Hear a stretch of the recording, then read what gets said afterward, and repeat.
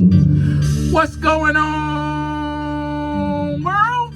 And welcome to Clearing the Wreckage Podcast. It's the voice and your host, Kareem A. Rashid. And once again, I don't know what you got going on.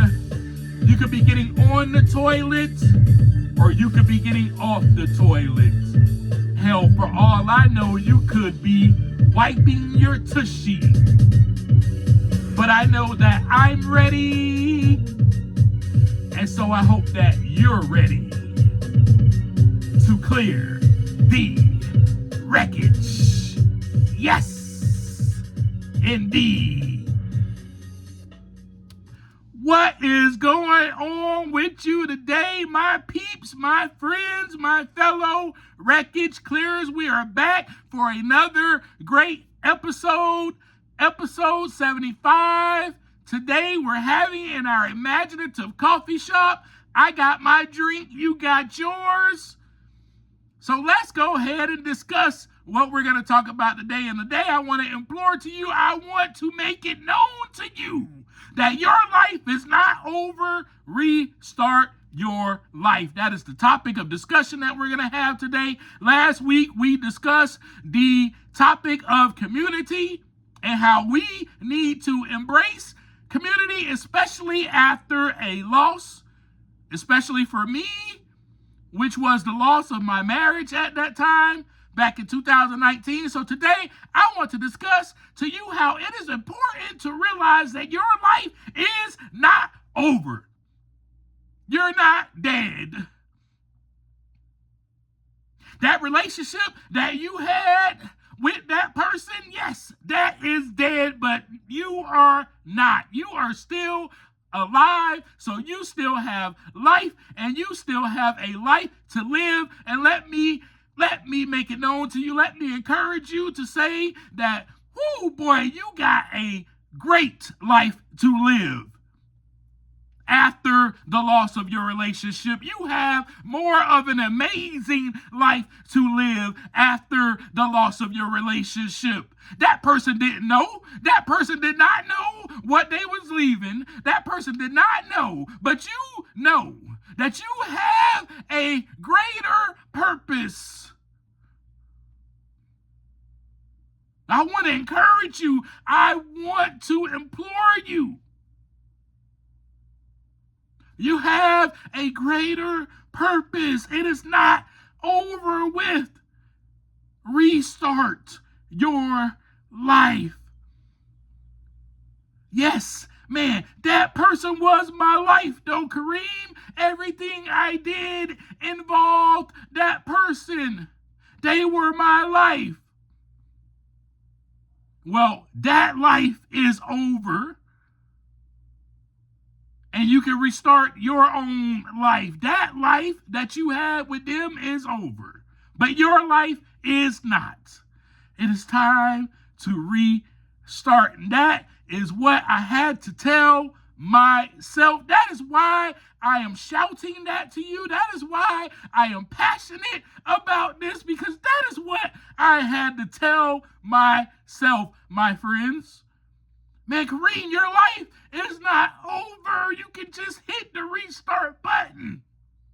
You can restart this, and you have such a greater purpose. You have such a greater meaning than just this. Yes, it was great. Yes, you got married. Yes, and you loved her. Yes, and all of those things, but that is over now. I had to remind myself of that daily, that I can restart. Every day I got up, I was like, it is a new day. It is a new day. And every day that you get up, it's a new day. Yes, you are no longer with that person, but you have a new day, new beginnings, great things ahead of you. Great things ahead of you. I understand that navigating the end of a relationship, that it required for me to have a unique approach to resilience. It required that because it involved me mourning a future that I might have envisioned and untangling my identity from that person, from my ex-wife. I had to untangle and I had to get rid of the vision that I had about our future. Now, how many of us felt like our life was over or feel that way right now? I don't know. Maybe you're going through. I bet this conversation that we're having today is just for you. I bet it is just for you. You're going through this right now. And if you're not going through it right now, you will be. How many of us felt like our life was over at the end of that relationship? I just shared with you, I thought mine was. How many of us felt like we did not know how to navigate through life without that person? Man, I know I felt that way. How many of us felt like we did not know what life would even look like without that person? Man, I know I felt that way. So I can sit here before you and I can be honest with you because I went through this experience. And so now I am here to simply share my experience with you because there were lessons that I learned from the experience. And that is what I am here to share with you. So the first thing is that I did have to grieve. I hope you're writing all this down because this is going to help you in the future or is going to help you now. Write this down. The first thing you got to do is grieve, man. You got to grieve. Grief is a natural occurrence after loss. It's a natural occurrence that happens as being a human, right? In humanity, this is what we deal with, grief. So if you get anything from this message, these are the things that I want you to get from this conversation today. The first thing is you want to allow yourself to grieve. I had to allow myself to grieve. I had to. We must. Because this is where the healing begins. Now, even though it may not feel like, oh, there's any healing that's happening at all, but this is where the healing begins, with you going through the natural process of grief. So I definitely did not feel like I was healing. I felt like I was in pain, I was angry, I was hurt, I was in discomfort, all those things, right? But this is where the healing begins. Now, for me, my grief was kind of different. And I want to emphasize that everybody's grief process will be different from yours. It will not be the same. So when your friend is going through something such as the loss of a relationship and they come to you, you better not judge them and tell them to get over it. That is the last thing that you should say to anybody. Man, get over it. That person wasn't no good for you anyway. That is hurtful. It's not helpful. Let me just emphasize that.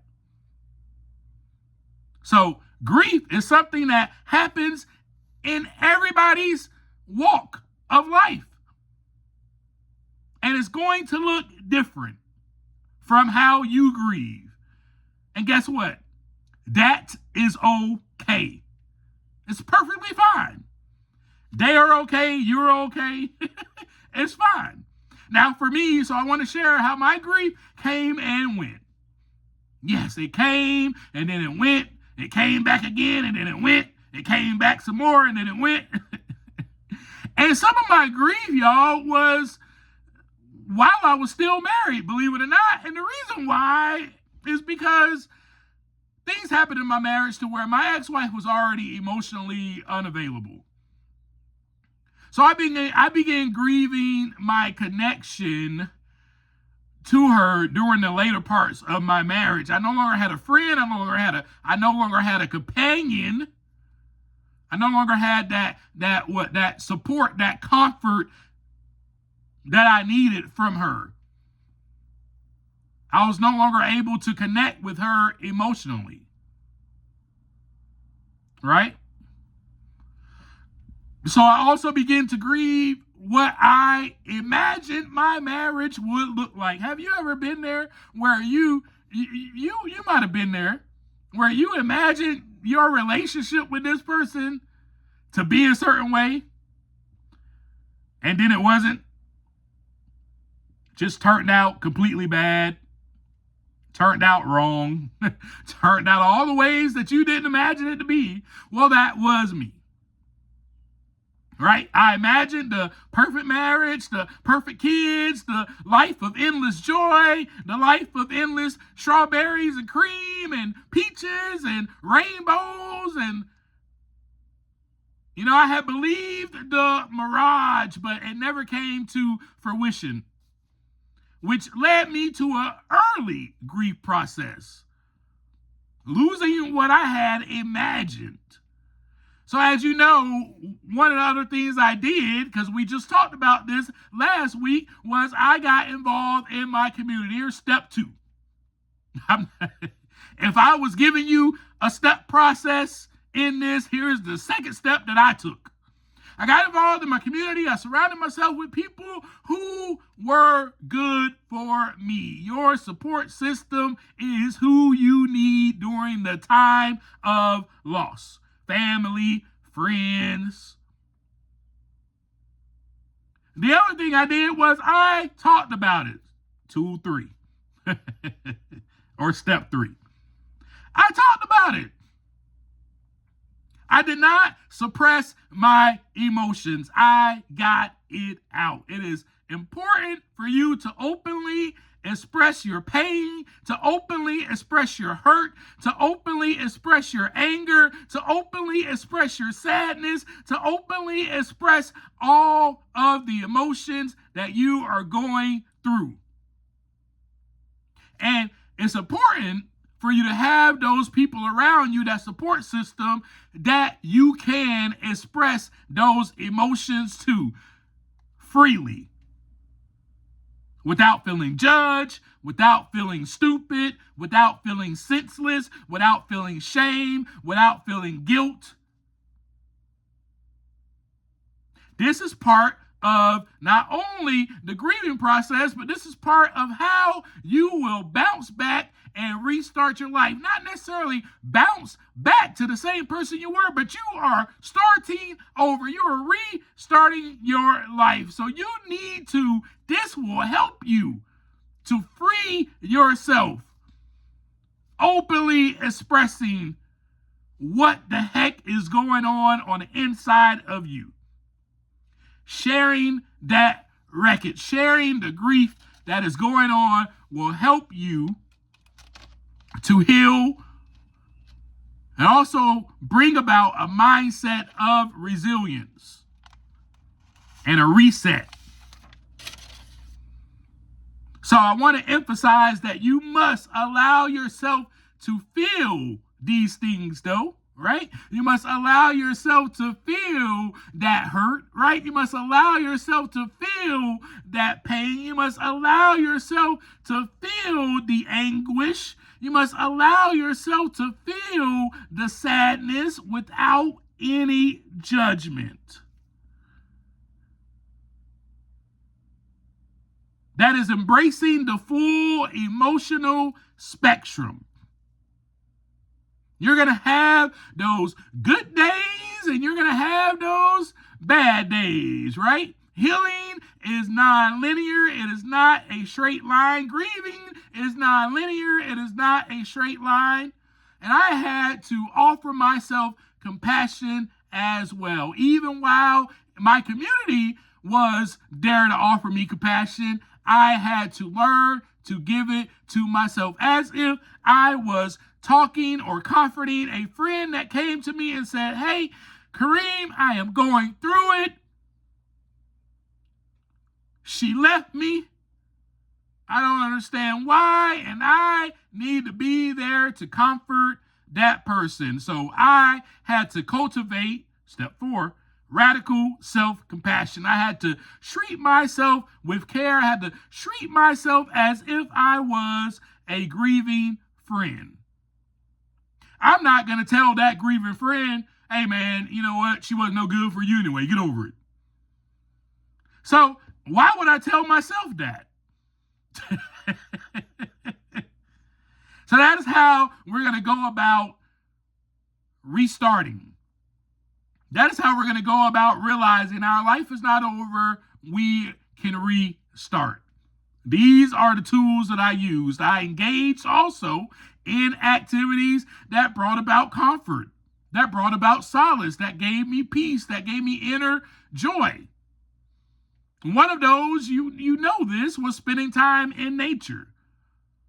Another thing that I did was I started reading again. I used to read all the time before I was married. Then I just put my books up and didn't read because I was so engulfed and wrapped in the identity of marriage. So I started reading again. I didn't work out when I was married. I let myself go. I didn't take care of myself physically in that way, at least, I should say. So I started back going to the gym. Engage in activities that bring you comfort again. Engage in activities that you once loved. Engaging in before that person. Because here's what happens. I mean, this is just a natural thing that happens.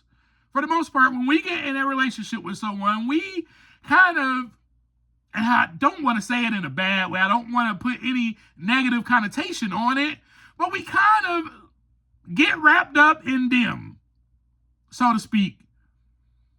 Because we have interest in them because we want to be interested in what they're interested in, right? So we kind of get ourselves wrapped up in what they are interested in and start doing things that they really like doing or they enjoy doing, and we kind of forget about ourselves. Or if you're like me, when I was married, I went to work and I had to come home and I had to do a lot of things by myself. Because again, as I shared with you, my ex-wife was no longer emotionally connected.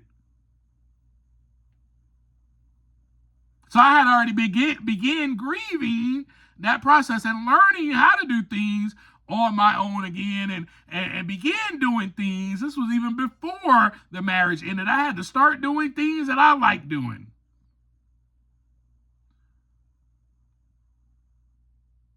So engage in activities that bring about comfort and solace, that bring about self-worth. If you enjoy spending time in nature, go in nature. If you enjoy reading, do it. If you enjoy listening to soft, soothing music, do it. If you enjoy going to the gym, do it. If you enjoy going for a walk, do it. Remember what you love about you.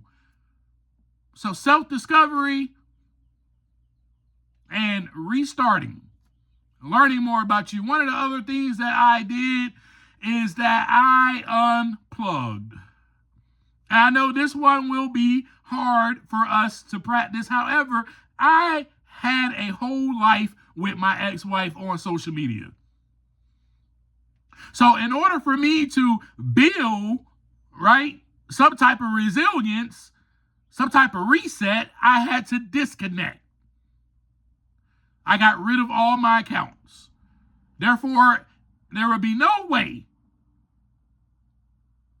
for her to contact me or vice versa, and also that I wouldn't see her life and what it was like after me. This is something I know that this is hard to do, but this practice really helped me to reset. It also helped me to discover myself, and it also helped me to reconnect with myself, and it also helped me to reconnect with the divine, to become one with the source. It helped me to reconnect with God and myself. It helped me to realize the things that I need now, what it is that I value. What is it that Kareem values? What is it that Kareem needs and desires? Because I was no longer focused on the world. I was no longer attached to what the world had going on social media. And I definitely wasn't attached to what she had going on because I had no way of knowing.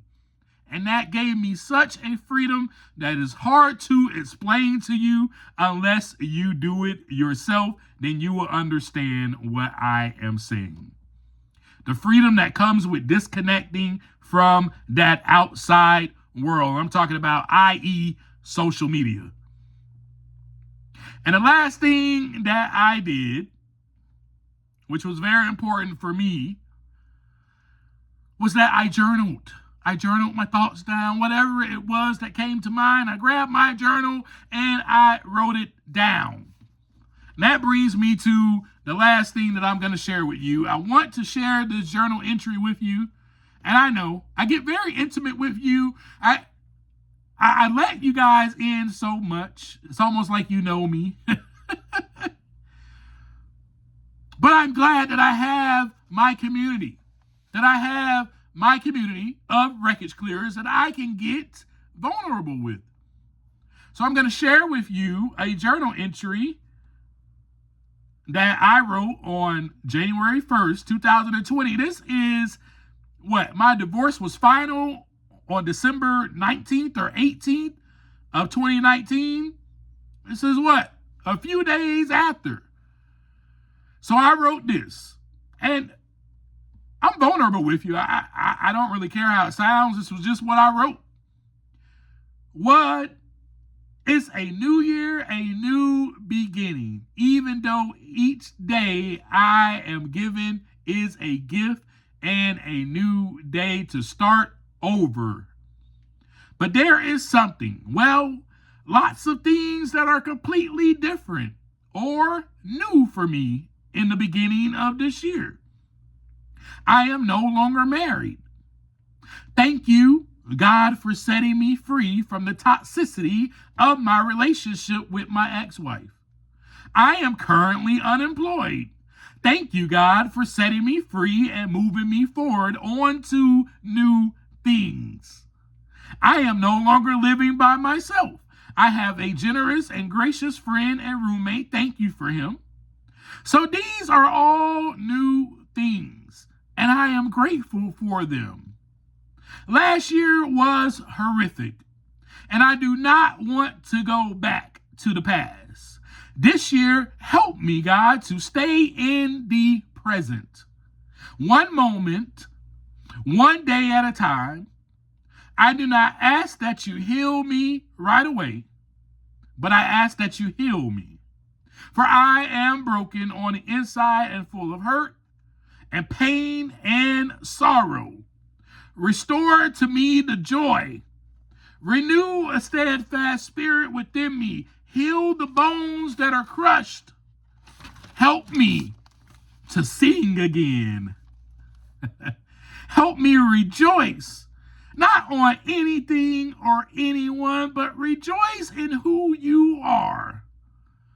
I will be strong this year, and I will stand on your word. Teach me to walk in your ways and give me a soft heart. A heart that seeks and desires you and you alone. When I get the feeling to do something stupid or senseless, to write, to journal, to pray, to go for a walk, to ask for your help and to ask for help. Thank you for all that you are and all that you have done and will do in this coming year. Thank you again for this day. May it be a sweet aroma. That was on January 1st, 2020. And as you can see in there, I had implemented, my life is not over. I can restart. And that's what I was thinking about. Restarting. And not just because, it was a new year. But as you can hear in there, I wrote a couple of things down that were completely different and new. There were new things happening around me. There were so many different new things that I wrote down in there. So that's the last thing I did. I journaled. And so once again, I'm going to leave you with this. I know y'all probably tired of hearing my journal entries, but I don't care. I like reading them to you. And the reason I like reading them to you is because, therefore, you know that I'm not on here just, shooting the gift the gab, just talking about nonsense with you. When I say I journaled my thoughts, I journaled my thoughts. When I say I'm sharing my experience with you, I am literally sharing my experience with you. I am not lying to you. I am not sugarcoating anything. This is me. And I love that. And I love that I get to share it with you so you can know, man, you know what, Kareem, boy, he's genuine. He's not doing the podcast just to be doing the podcast. I'm doing it because I know that my purpose is greater. And think about it. Just think about this before I leave you. If I had got stuck and said, well, you know what? No longer married. I'm divorced. My life is over. I wouldn't even be here with you today. I wouldn't be on the end of this microphone speaking to you. You wouldn't be able to see me on video. You wouldn't have the 75th episode. You wouldn't have a connection with me. You wouldn't have a community of Wreckage Clearers. None of this stuff will be here today. None of it. Which, as I stated at the beginning of this conversation, you, my friends, have a greater purpose. You have a greater purpose, and that is what I had no idea about. I had no idea, but somehow, somewhere in there, I was reminded that, man, hey, you know what? Life isn't over. I can restart. So, once again, I'm here to remind you that your life is not over. You can restart. As I always leave you, take some time to look inside so that the wreckage can begin to clear. Peace.